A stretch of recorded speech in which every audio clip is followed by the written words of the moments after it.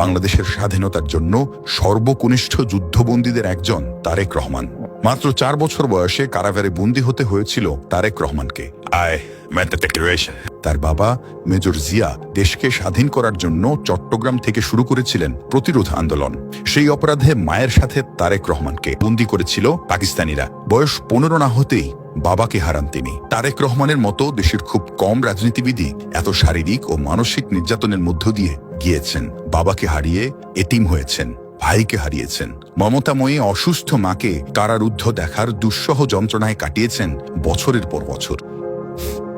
আইনের জটিলতা থাকায় ছোট ভাই আরাফাত কোকোর মৃত্যুর পর তাকে দেখতে যেতে পারেননি তারেক রহমান।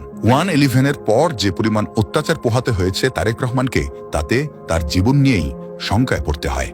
যে পরিবারকে 1971 সালে পাকিস্তানি বাহিনীর নির্যাতন সহ্য করতে হয়েছিল, 10 বছর পর যে পরিবারের কর্তাকে খুন করা হয় নির্মমভাবে, সে পরিবারটি 80-র দশক জুড়ে স্বৈরাচারী শাসনের তোপের মধ্যে পড়ে। রাজনৈতিক রোষানলের কারণে দীর্ঘদিন এই পরিবারটি ছিল একে অপরের কাছ থেকে বিচ্ছিন্ন।